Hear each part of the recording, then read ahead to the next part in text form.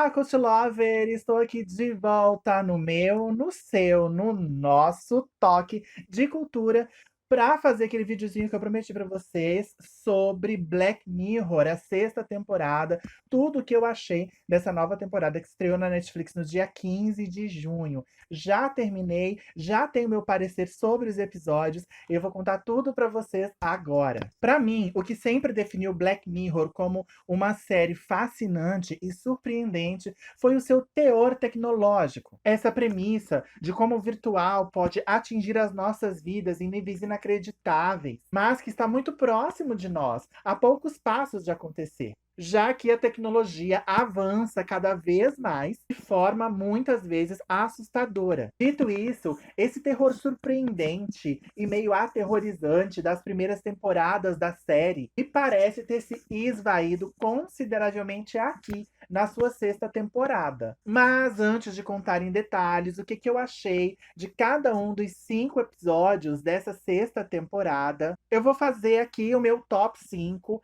de cada um desses episódios, né? Do 1 ao 5, do pior ao melhor, segundo, claro, a minha preferência pessoal, obviamente. Então não se esqueçam, toda a lista é subjetiva. Então meu top 5 começa com o meu quinto lugar, que foi o segundo episódio, que é Lock Henry. O meu quarto lugar fica para Maisie Day, que é o quarto episódio da quinta temporada, da sexta temporada, né? O penúltimo. O terceiro lugar eu dou para Demônio 79, o quinto e último episódio da sexta temporada. O segundo lugar, então, a medalha de prata, fica para Beyond the Sea, o terceiro episódio.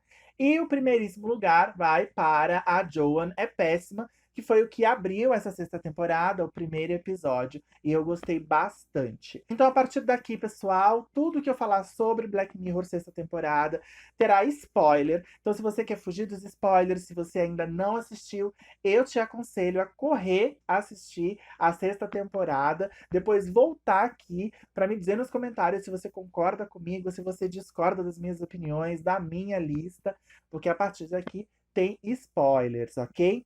Então eu vou falar, vou destrinchar cada um dos episódios e dizer por que que eu gostei mais de um e de outro não. Então, como eu já falei no começo do vídeo, para mim, o que caracteriza Black Mirror é justamente o teor tecnológico da série, esse tom futurista que traz uma vibe também meio distópica, mas que no fundo a gente sente que não é nada impossível de acontecer. Então, essa minha ordem de preferência no meu top 6, ou melhor, no meu top 5, né?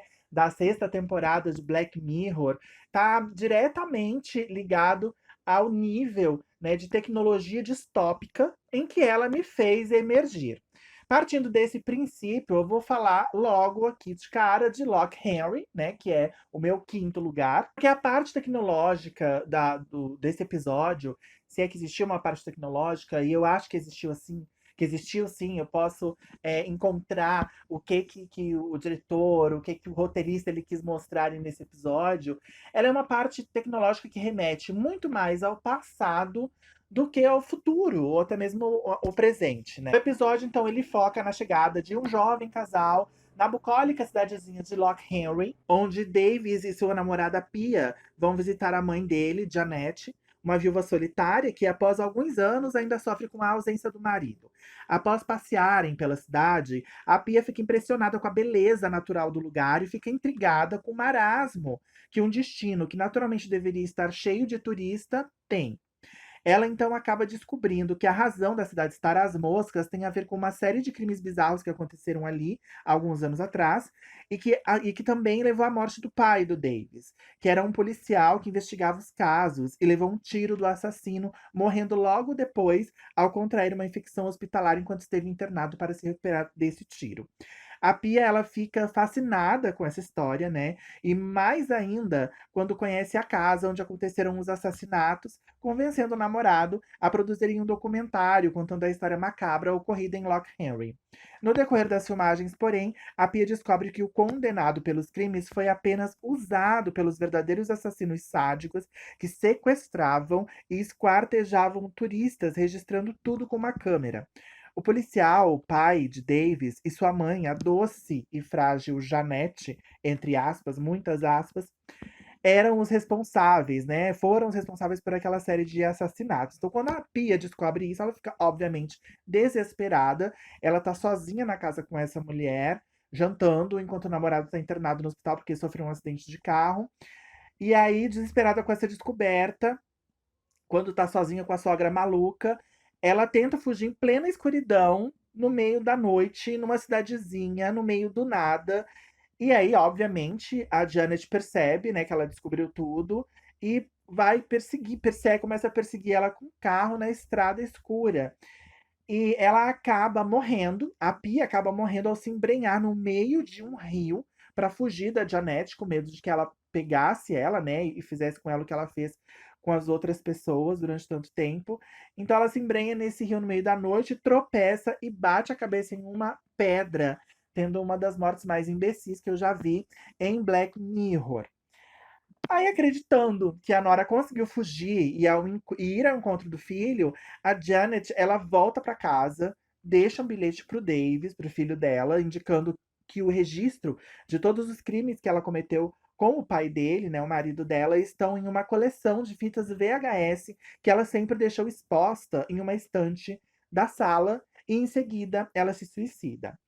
Após essa bombástica revelação, o Doc faz um tremendo sucesso no Streamberry, né, que é a Netflix dessa temporada de Black Mirror, e ganha vários prêmios, né? Esse documentário ganha vários prêmios e o Davis, ele tem que lidar agora com a dor, né, da perda da sua namorada e também com a descoberta de que o pai e a mãe eram assassinos, sádicos e psicopatas, né? Ele tem que lidar sozinho com toda essa dor.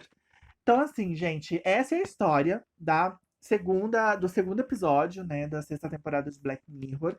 E aí você me pergunta, tá, é uma história de true crime, né? Eles quiseram ali criticar essa série de true crimes que a gente vê hoje em dia no streaming, na TV aberta, né? Porque virou uma febre, as pessoas adoram. Beleza, mas onde é que tá a tecnologia? Bom, vou falar o que, que eu entendi agora, porque são as minhas considerações pessoais, depois de fazer um resumo aí do episódio para vocês. Para mim, a tecnologia está justamente no fato de tudo ter sido descoberto, tudo ter sido descoberto porque estava registrado na tecnologia que a gente utilizava 20, 25 anos atrás, que eram os VHS, né? Quando a gente gravava as coisas em VHS. E os assassinos filmavam, né? Os assassinatos, os esquartejamentos, e guardava tudo. A mulher louca, ela colecionava aquilo e ninguém desconfiava, porque ela sempre gravava num pedacinho da fita, nos sei lá, primeiros 5, 10 minutos da fita, um filme para disfarçar, né? E o resto ela guardava ali como lembrança daqueles crimes que ela cometia. Então, através dessa tecnologia, eu posso estar pensando muito rasamente, gente, não sei. Me corrijam aí nos comentários, me digam nos comentários se a minha linha de raciocínio está certa, ou se vocês viram outras coisas tecnológicas envolvidas aí. Mas eu acho que foi isso, foi a tecnologia do passado, de certa forma, que fez com que tudo fosse descoberto, né? Então, para mim, ela fica em quinto lugar justamente porque não tem esse teor da tecnologia influenciando nas nossas vidas tão fortemente. E quando eu falo isso, eu fico pensando em futuro, sabe? Em presente, no que a gente está vivendo agora, que pode transformar nossa vida lá no futuro, sabe?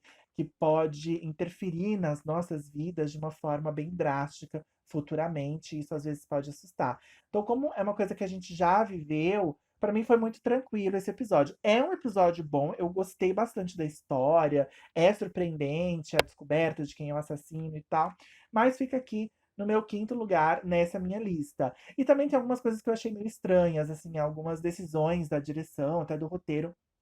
Por exemplo, a morte da Pia.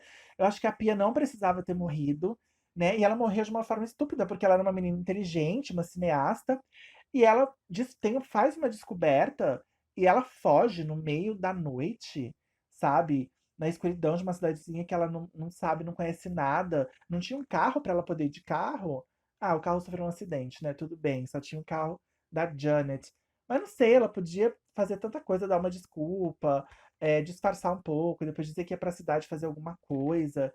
Enfim, ela acaba morrendo por estupidez mesmo. E depois, a mãe, a assassina, ela se mata, comete suicídio. Aí, no primeiro momento, eu pensei, poxa, pra cometer os crimes que ela cometeu, só um psicopata.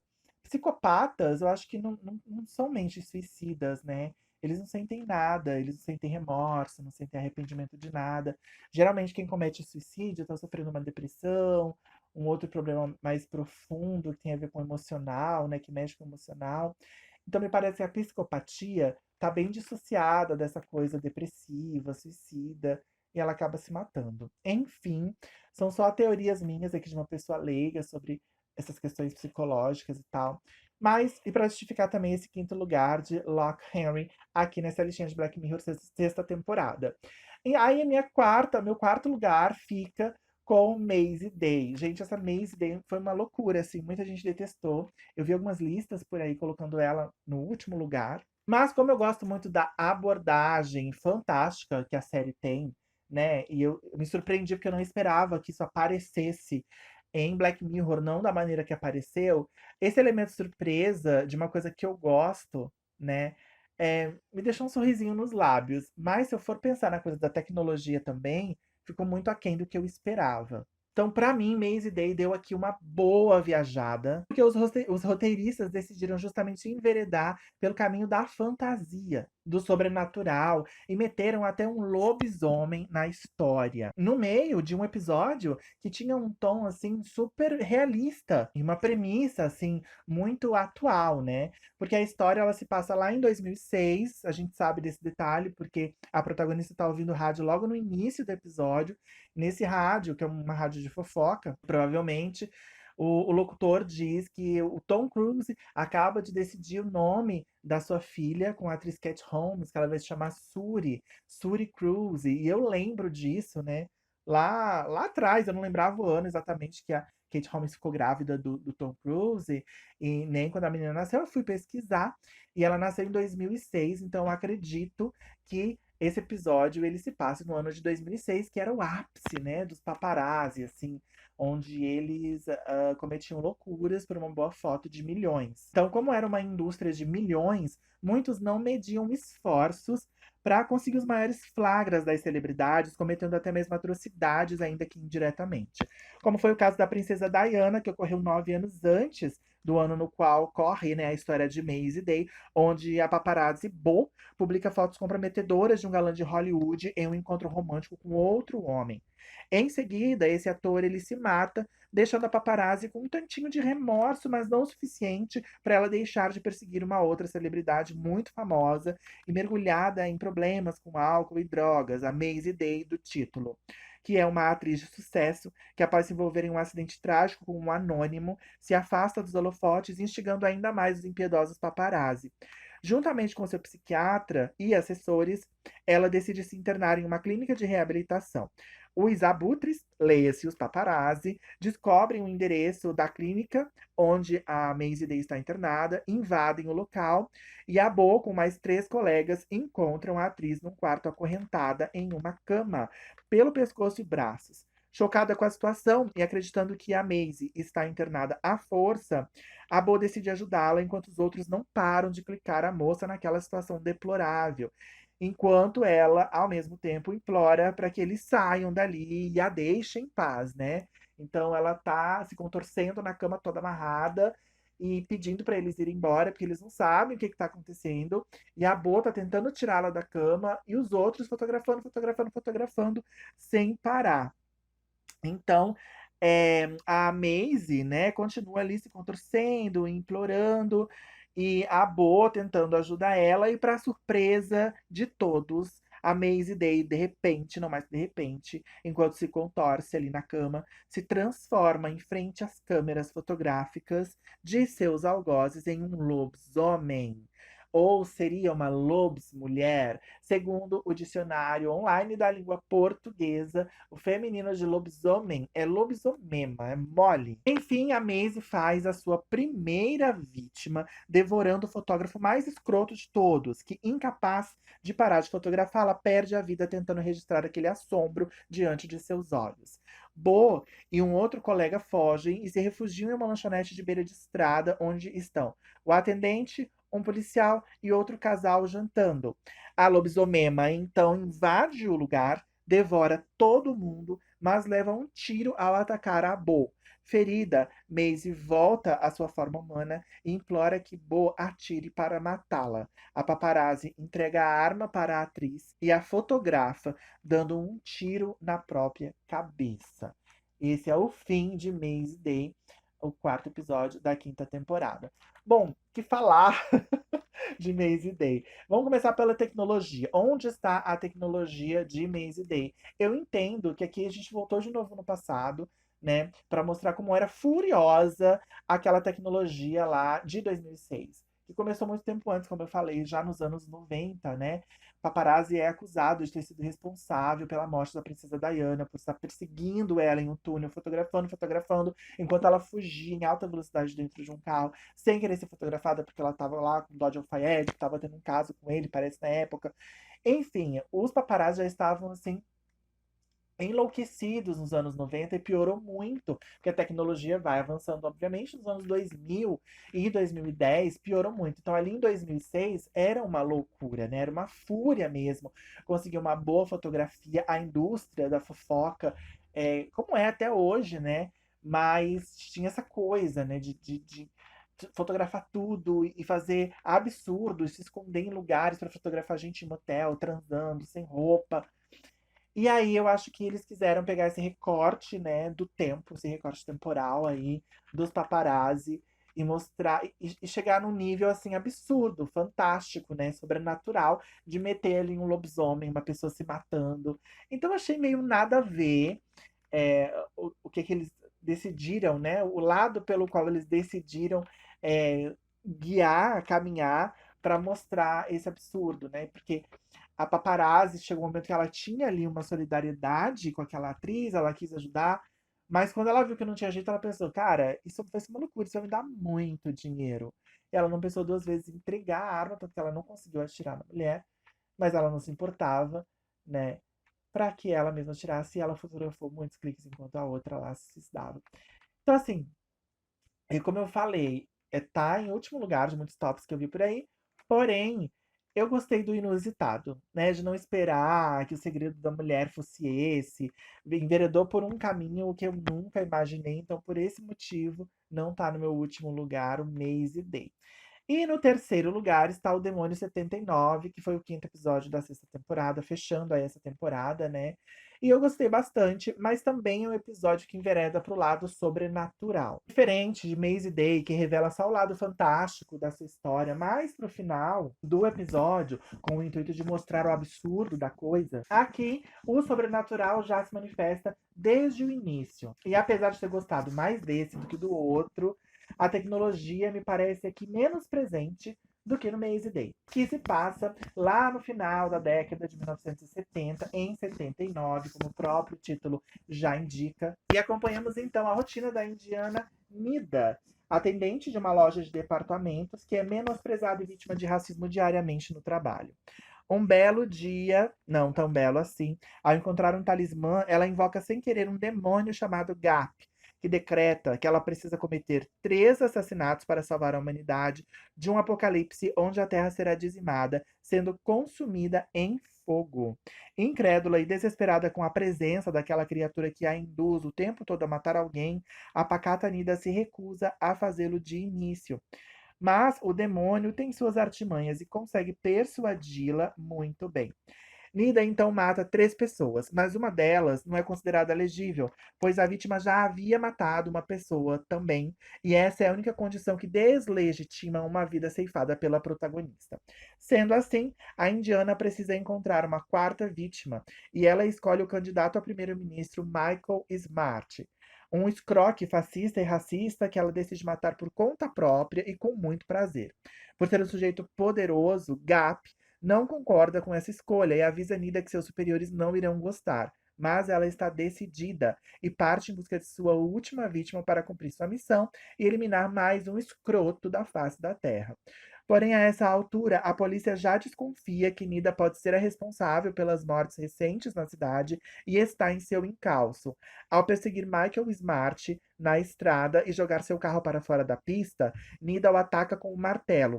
Mas antes que ela dê cabo da vida do homem, a polícia a detém. Na delegacia, ela conta toda a história envolvendo o talismã, o demônio, os sacrifícios e o apocalipse. Considerada louca pelos policiais, minutos após de seu depoimento, a Terra começa a ser engolida por um apocalipse de fogo nuclear. E enquanto o planeta é dizimado e a Nida vê as pessoas morrendo ali lentamente, o Gap, que tinha sumido após se desentender com ela, retorna para levá-la consigo. E assim termina o último episódio da sexta temporada de Black Mirror, os dois de mãos dadas indo lá pro infinito, né? Para um lugar onde eles vão ficar no esquecimento eterno, porque eles não conseguiram cumprir a missão de matar 3 pessoas. O demônio não conseguiu fazer com que ela matasse, ela não conseguiu matar. O mundo veio abaixo, num apocalipse de fogo, e os dois foram condenados ao esquecimento eterno. Pelo menos continuaram vivos em algum canto desse planeta juntos. E eu achei até um final bonitinho, porque a Nida era muito solitária e o demônio foi um cara muito legal. Ele era um demônio bem legal, sabe? Apesar de uma história falar sobre assassinatos e tal. Mas nessa história, o demônio aqui, o Gap, sempre mostrava pra Nida que ela podia matar uma pessoa ruim, uma pessoa que não era muito boa, que cometia atrocidades com outras pessoas. E ela escolhia justamente esse tipo de pessoa pra matar, pra não ficar com tanta consciência pesada. Bom, as minhas considerações. Aqui realmente eu não sei dizer onde é que tá a tecnologia, sabe? Me fugiu completamente essa percepção. Talvez eu teria que assistir de novo. Então me contem nos comentários. É, não sei, a tecnologia, será que tá dentro de alguma coisa sobrenatural, sabe? Eu acho que a direção, ela colocou muito essa coisa de tecnologia e sobrenatural e fantasia estarem juntos. Mas será que tá mesmo? Porque a gente fica tão impressionado quando a tecnologia ela tá tão ao nosso alcance e aquilo que a gente está vendo, a gente percebe que tem indícios que podem ser reais. Que aí, quando a gente vê uma coisa de fantasia, você, não, gente, mas a gente já viveu tanto tempo nesse mundo, né? Nunca se provou nada verdadeiro, como demônios, né? E lobisomens. Então, talvez para confundir a mente do telespectador, olha, essa tecnologia é capaz disso, então isso também pode existir. Não sei, gente. Mas eu achei bacana o episódio, tanto que tá aqui no terceiro lugar dessa minha lista. E se encaminhando já para o final, o segundo lugar, a medalha de prata fica com Beyond the Sea, o terceiro episódio dessa sexta temporada, que eu gostei demais, assim, principalmente do elenco. Tem o Josh Hartnett, que ele tá muito lindo. Ele tá com 40 e poucos anos, ele amadureceu lindamente. Parece, pra mim, mais bonito agora do que tava quando era jovem, né, 20 anos atrás. E é um episódio que mexe com várias coisas, né?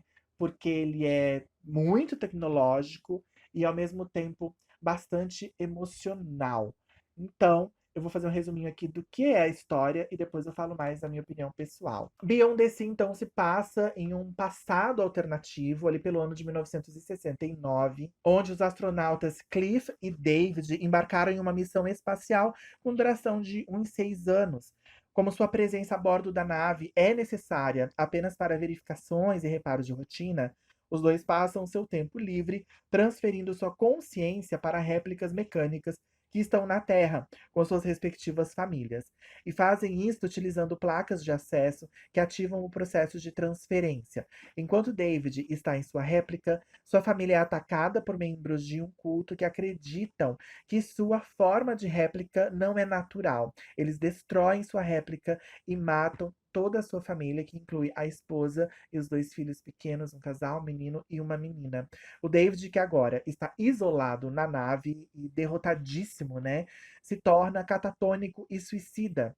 A esposa de Cliff, por sua vez, o outro astronauta que divide a nave com ele e que mora numa outra cidade, bem distante da que o David morava, ele tem um filhinho. E a Lana, que é a esposa do Cliff, sugere para ele que permita que o David use a sua réplica brevemente para ajudá-lo a se recuperar. David agradece o breve tempo e faz uma oferta para Cliff. Se caso ele continuasse a permitir que David use sua réplica, ele pintaria um quadro da sua casa se Cliff aceitasse. O David ele era pintor, né? Gastava o tempo dele de lazer, assim, pintando, gostava muito. E quando ele vai esparecer um pouco na réplica do Cliff, né? Que é o robô do Cliff, é a mente dele, mas na réplica do Cliff, ele decide pintar a casa e ele tem um novo respiro de vida, né? Porque ele passou um tempo ali derrotadíssimo, arrasadíssimo, depressivo, por presenciar a morte de toda a família dele de uma forma muito cruel. E aí ele sente assim um novo prazer de viver, ele vai para um lugar super bucólico, tranquilo, um lugar quase que uma fazenda, assim. Ele começa a conviver ele com a esposa do Cliff, filhinho do Cliff, e aí ele dá uma renascida, uma reavivada. Só que aí as visitas iniciais do David à casa do Cliff o levam a conhecer melhor a Lana e os dois ficam muito próximos. Durante o seu tempo sozinho na nave, o David começa a esboçar fotos nuas de Lana, de sua memória, né, de coisas que ele imagina, na verdade, porque ele nunca a viu nua. Em uma visita, o David tenta avançar em Lana, mas ela o rejeita, né? Então ele tenta investir nela, tocar nela, e ela vendo a imagem do marido, que não é um marido muito carinhoso, ela cede no início, mas depois ela cai em si e rejeita ele. O filho do Cliff, ele percebe o que está acontecendo, percebe que as coisas estão diferentes. Ele vai lá e estraga a pintura do David. O David, muito irritado, bate no menino. Após isso, a Lana exige que o David saia, né? Porque ela fica furiosa. Um cara estranho tá batendo no filho dela. Enquanto isso, o Cliff está na nave esperando por David. Quando ele, ao explorar o quarto do parceiro, descobre os desenhos de Lana nua. Após o retorno de David para a nave, o Cliff exige uma explicação. Ele quer saber o que está acontecendo, né? Se o David está tendo caso com a esposa dele. O que ele nega, mas diz ao Cliff que ele não valoriza a Lana o suficiente, que ela é uma mulher maravilhosa, etc e tal. E aí o Cliff fica furioso, os dois brigam, tem uma briga terrível. E mais tarde, quando o Cliff entra em sua réplica, vai visitar a Lana, ele questiona se a Lana teve alguma coisa com o David. A Lana nega veementemente, diz que ele tentou, realmente fez investidas nela, mas que ela não quis. E ela até pediu para que ele parasse de emprestar a réplica dele, né? Porque ele tinha batido no filho dela, ela não tinha gostado dessa atitude. Então a Lana, ela foi muito íntegra nesse caso, porque ela poderia ter se entregado pro David, visto que o Cliff, ele era um marido super frio, assim, não dava tanto carinho pra mulher e tal. Mas não, ela foi firme, né? Ela foi uma mulher honesta. Algum tempo depois, então, o Cliff, que está ali com a sua esposa, com a sua família, ele é chamado à nave novamente. E o David relata um vazamento que exige que Cliff faça um reparo de emergência no espaço. Enquanto Cliff está fora da nave, David usa a placa de acesso dele para retornar a réplica do parceiro pela última vez. O Cliff descobre que não há vazamento e quando David se atrasa para ajudá-lo a embarcar novamente na nave, ele percebe que algo está errado. Ele corre de volta para sua réplica para ver ali o que está acontecendo na Terra e encontra a sua esposa e filho massacrados em sua casa. Quando ele retorna para a nave horrorizado, o David simplesmente está esperando ele. Ele oferece um assento para que os dois sentem e conversem sobre o que aconteceu. Gente, vocês imaginam a situação? O cara ficou tão contaminado, né, por tudo que ele presenciou, por toda a crueldade do assassinato da família dele, que ele não aguentou o fato de ver o outro com uma família que ele queria, que não era dele, mas que ele queria. E já que ele não podia ter, o outro também não ia ter. Então, assim, são muitas camadas aqui também, mas acaba nesse ponto que aí a gente poderia descascar camada por camada, né, para falar sobre esse tema. Então, por esse teor da gente ter uma coisa bem mais profunda e o episódio acabar num momento assim, que você poderia pensar, agora eles vão se matar lá dentro. Não. Isso fica na cabeça. E agora? Os dois estão ali sozinhos, os dois perderam a família. Um perdeu uma família para uma gangue cruel de assassinos, e o outro se tornou um assassino por causa disso. Enfim, várias coisas mesmo pra gente aqui analisar. Mas eu gostei bastante desse episódio, justamente por isso que eu falei no início. Pelo fato de ter muita tecnologia aqui, né? Agora se passa lá em 69, que foi o ano que o homem foi para a Lua e tal. Mas essa possibilidade de ter uma réplica, eles ficarem anos lá, mas terem um robô aqui embaixo com a mente deles, isso nunca passou pela cabeça de ninguém. Então eu acho que Black Mirror é justamente isso, é pegar uma ideia e transformar aquilo numa coisa muito maior e que teria possibilidade hoje, sabe? Será que hoje, se alguém fosse pro espaço, isso não seria possível? Então isso me delicia demais e por isso que eu gostei tanto de Beyond the Sea e tá aqui no meu segundo lugar. Mas meu primeiríssimo lugar é o primeiro episódio. A Joan é péssima, a gente não tinha como ser outro. A Joan é péssima. É um episódio muito bom. Tem o DNA de Black Mirror ali. É totalmente. Sabe aquela frase que a gente fala quando a gente vê uma coisa muito louca? A gente pensa, cara, isso é muito Black Mirror. A série, ou melhor, o episódio 1 da sexta temporada é exatamente isso.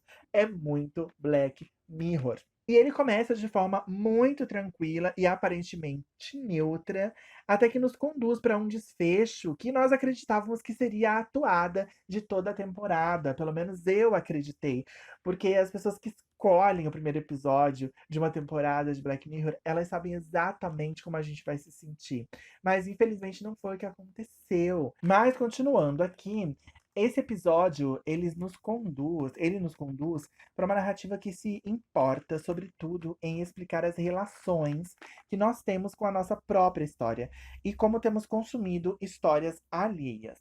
A Joan é péssima nos leva até a história da Joan, que é uma executiva que tem uma vida tão simples como a de qualquer outro ser humano médio, que tem os seus deveres, muitas vezes cruéis, como de demitir alguém próximo a ela no ambiente de trabalho, e o direito de não gostar da comida que come, e o de cantar um hip hop no carro enquanto caminha até o trabalho. Até aí tudo bem, uma história normal e até insossa, não fosse o fato de Black Mirror nos apresentar a contextos dentro do metaverso nesse episódio maravilhoso. Sim, a famigerada alta tecnologia que eu tanto falei aqui nesse vídeo, que eu tanto falo, que é o que me encandeia sobre essa série, né? A Jo em sua casa com o noivo, ela decide então assistir uma série na hora do jantar, depois de um dia de trabalho exaustivo, como qualquer outro ser humano. E depois de muito escolher uma série no Streamberry, que é justamente o streaming dessa temporada, que é uma clara alusão à Netflix, até a musiquinha, né, a trilha sonora do comecinho ali, e as logos é muito parecida. Mas a Netflix dela usou esse nome para tirar o dela da reta, obviamente, né? Então ela se vê diante da sua própria história. Na série, a Joan é péssima, mas aqui protagonizada pela ainda lindíssima Salma Hayek. Todos os fatos são potencializados na reprodução, que na verdade nada mais é do que uma deepfake. E quando Joan demite a funcionária, parece cruel. Quando ela fala do noivo e da sua comida para a terapeuta, parece horrível. Quando tem um encontro com o ex e o beija e logo se arrepende, parece ter se entregado como um todo para o cara. Então, tudo que acontece na vida da Joan ali, naquele início do episódio, né? Eles potencializam nessa série que tá nesse streaming. Tudo parece incontrolável e se encaminhando para Joan enlouquecer. E é a este lugar que Black Mirror parece querer nos conduzir neste primeiro episódio. Em um ambiente metalinguístico, provoca a própria plataforma Netflix e nos provoca, nos faz acreditar que estamos à mercê do que as Big Techs nos propõem. Ela já tinha feito isso em outras temporadas, mas nesta, especialmente com a Joanna Péssima, nos mostra que nem a narrativa das nossas vidas controlamos, que estamos vulneráveis, que fazemos tudo no automático, até quando se trata de aceitar o fatídico termo de uso de um aplicativo qualquer. Ao caminhar da história para um desfecho, a narrativa ela tem um importante plot twist que justifica muitas coisas, demonstra ainda melhor para os personagens, mas também para nós o quanto estamos imersivos nesta rotina fantasmagórica que é sem dúvidas insustentável e mostra um caminho perigoso. Então, por que que eu gostei tanto dessa série? Volto a falar. Pelo teor super Black Mirror, super tecnológico da história, é totalmente Black Mirror isso aqui. E eu amei muito, eles escolheram a dedo esse primeiro episódio para abrir a temporada 6. Mas porque, principalmente, gente, ela tem um desfecho positivo, leve, sabe? Termina bem, as pessoas terminam bem, apesar de toda aquela loucura. Quando você acha assim, gente, não tem jeito, o que que ela vai fazer, cara? Como é que ela vai conseguir se defender, tomar a vida dela de volta? Ela consegue, a protagonista consegue, e o final é muito bonitinho. Então, eu acho que tem histórias que precisam de um final contundente, sabe? De um final trágico, de um final bombástico. E tem outras histórias, como Joanna Péssima, que a gente torce para um final positivo. No Beyond the Sea, eu acho que não precisava ter um final tão trágico, né? ele dizimando a família do colega. Eu tinha imaginado uma outra coisa que tinha ido por um lado bem óbvio, bem clichê. Mas para não ir para esse lado óbvio, eu até preferi que tivesse sido como foi. Agora aqui na Joan é péssima. O final é muito fofinho, eu adorei, e por isso a Joan é péssima, é o meu primeiro lugar, e esse foi o meu top 5 da sexta temporada de Black Mirror. Eu espero muito que vocês tenham gostado, quero muito saber a opinião de vocês aí nos comentários, o que vocês acharam dessa temporada de Black Mirror. Eu fiz meu último vídeo falando de 6 episódios que eu amei, os meus 6 preferidos das temporadas anteriores, né? Da primeira à quinta temporada, o que eu mais gostei em apenas 6 episódios, gente. É muito pouquinho, né? Mas tá lá, assistam se vocês ainda não viram. E se você tá chegando agora, não conhece, não sabe o que é esse canal é um canal que eu já tenho há um tempinho. Eu vou e volto. E agora eu tô retornando mais uma vez. E quero ver se eu engato isso daqui, gente. Eu tô muito afim de falar de bastante séries, bastante filmes, bastante coisas que a gente gosta. Então, se você não conhece, se você gosta de séries, de filmes, de resenhas, de teatro, de tudo, o que envolve cultura e entretenimento, se inscreve no canal, também me segue nas redes sociais que está passando aí na tela. E a gente se vê no próximo vídeo. Um beijo, tchau!